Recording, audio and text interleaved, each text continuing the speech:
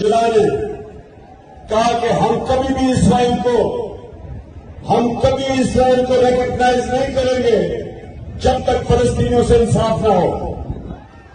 یہ قائد اعظم نے ہمیں آج سے تقریباً 75 سال پہلے یہ ہمارا نظریہ تھا، اور یہ ہماری حکومت کا بھی نظریہ ہے کہ آپ کبھی بھی اسرائیل کو نہیں مان سکتے جب تک فلسطینیوں سے انصاف ہو۔